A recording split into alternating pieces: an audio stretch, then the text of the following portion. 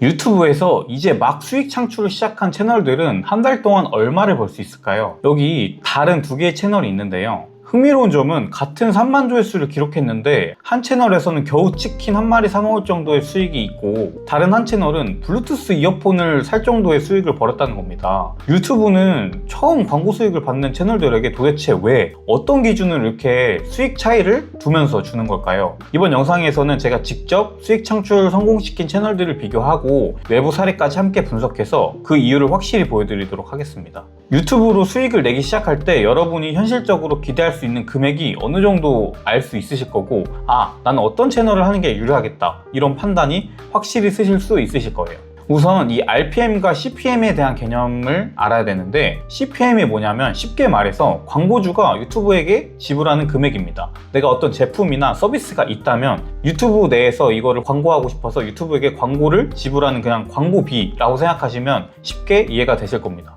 이게 1000회당 광고 노출당 지불하는 금액입니다. 유튜브가 광고주들에게 받는 원가이죠. 근데 이게 국가별로 차이가 있습니다. 이제 25년 최신 자료를 보면 노르웨이, 독일, 이런 미국 같은 선진국들은 1000뷰당 30에서 50달러 이상 하는 곳도 있습니다. 대신 방글라데시, 인도네시아 같은 신흥국가에서는 1000뷰당 1달러 이하를 받습니다. 같은 조회수라도 시청자가 어느 나라에 사느냐에 따라서 수익이 크게 달라지는 이유가 바로 이겁니다. 예를 들어서 같은 1000뷰라도 노르웨이 시청자가 많으면 수십 달러를 벌 수 있지만 방글라데시 시청자가 많으면 10분의 1도 안 될 수 있다는 겁니다.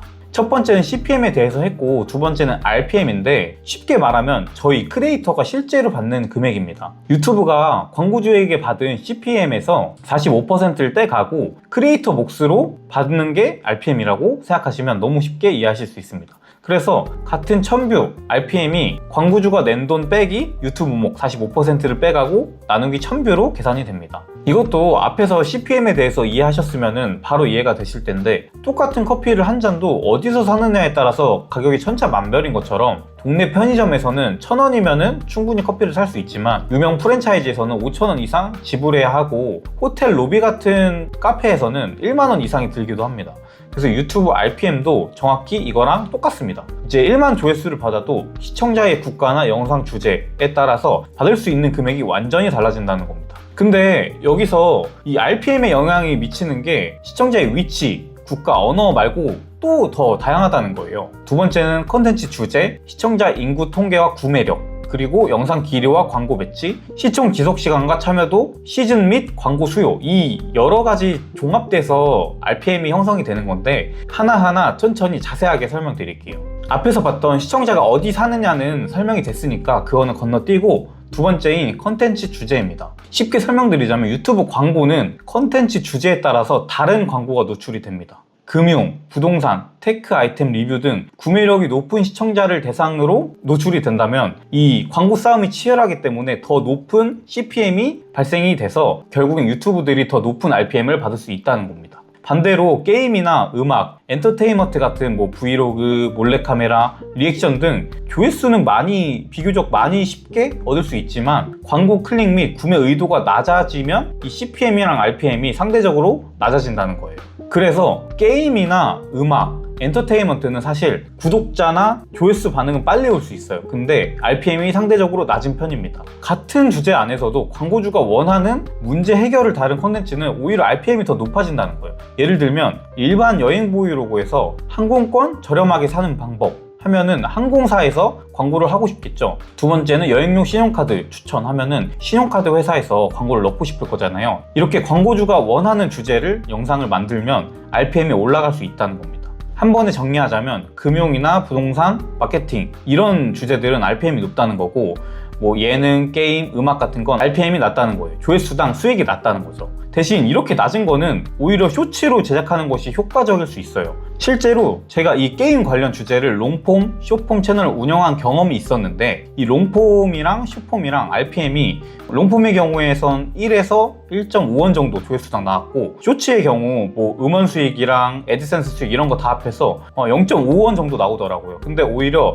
이거 6분 만드느니 쇼츠 6개 만드는 게 훨씬 효율적이었어요. 그래서 이렇게 낮은 RPM의 경우에는 쇼츠를 메인으로 운영하는 것도 꿀팁 아닌 꿀팁이 될 수 있을 것 같습니다. 아직까지 쇼츠에 대해서 잘 모르시거나 쇼츠 운영에 대해서 궁금하신 분들은 아래 고정 댓글 클릭하시면은 요렇게 운영하면은 요 정도 조회수가 나오는구나 를 알 수 있습니다. 그래서 궁금하신 분들은 고정 댓글 참고 부탁드립니다. 두 번째는 시청자 인구 통계랑 구매력이 또 이 RPM에 영향을 줄 수 있다는 거예요. 왜냐하면 이 직업이나 소득 수준에 따라서 광고 단가가 매우 큰 영향을 줍니다. 일반적으로는 30대에서 40대, 전문직, 경제적 여유가 있는 시청자층일수록 광고 단가가 높아서 RPM이 상승됩니다. 그리고 같은 주제라도 시청자의 연령과 구매력에 따라서 RPM이 달라진다는 거예요.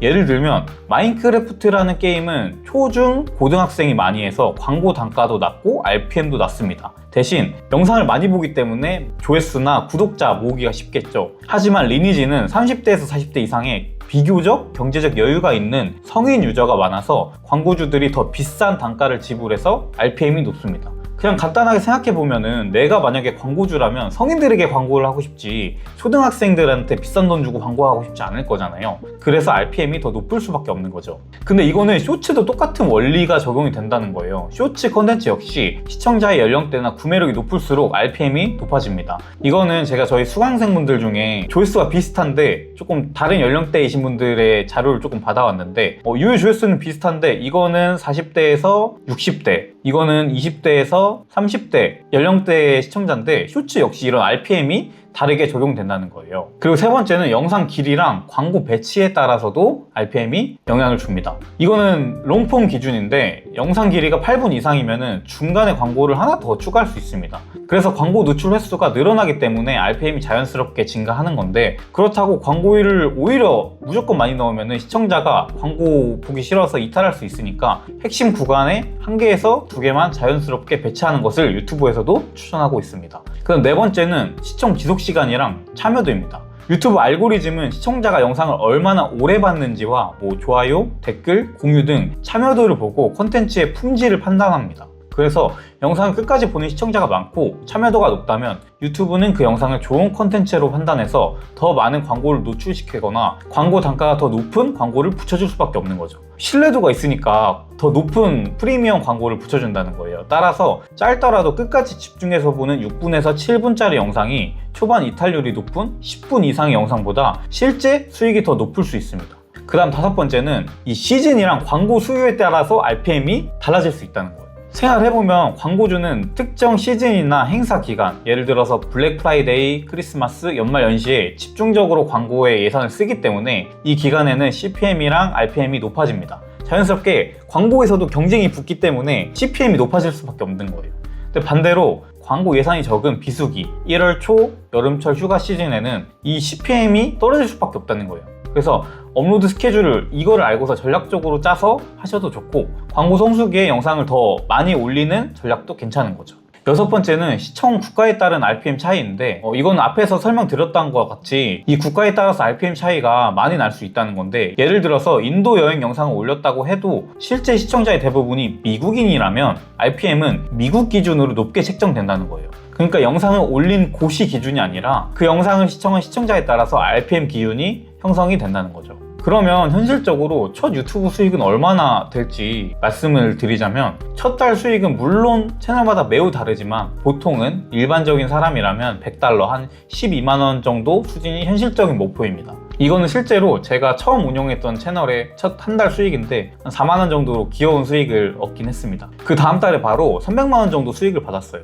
근데 이게 쇼츠 채널이다 보니까 음원 수익까지 더하면 한 350에서 400 사이 그 정도 될 것 같아요. 이렇게 첫 수익이 크지 않더라도 수익화에 성공했다는 것이 중요한 증거이자 앞으로 더 큰 수익을 만들어 갈 수 있는 출발점입니다. 왜냐면 유튜브 성장은 진짜 이런 곡선을 띄거든요. 꾸준히 채널을 운영하고 성장시키면 RPM도 서서히 증가하고 장기적으로 수익이 커질 수 있다고 말씀드리는 겁니다. 마지막으로 나는 그냥 내가 하고 싶은 주제 하고 싶은데 하시는 분들을 위해서 RPM을 현실적으로 높이는 꿀팁 좀 정리를 해봤습니다. 첫 번째는 주제를 더 구체적이고 광고주 친화적으로 재설계하기입니다. 아까 앞에서 말씀드렸던 것 같이 단순히 여행 브이로그만 하는 게 아니라 여행용 신용카드 추천, 항공권 할인받는 방법 등 좀 광고주들이 파고들 수 있는 틈을 만들어주시면 더 RPM이 높아진다는 거예요.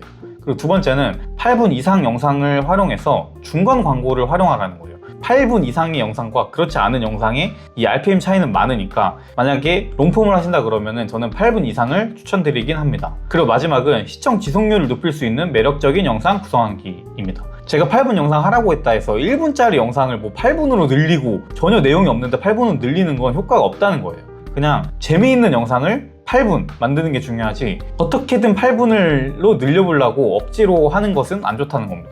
그래서 매력적인 영상 구성에 초점을 맞춰서 제작을 하시면 될 것 같습니다. 오늘도 유튜브에 관한 꿀팁, 내용들을 조금 정리를 해봤는데 도움이 되셨으면 좋겠습니다. 그리고 추가로 고정 댓글에 유튜브 잘하고 계신 분들의 사례와 떡상 과정은 어떻게 되는지에 대해서 영상으로 정리해 놓은 것이 있습니다. 혹시 궁금하신 분들은 아래 고정 댓글 영상 꼭 한번 확인해 보시기 바랍니다. 오늘도 시청해 주셔서 감사합니다.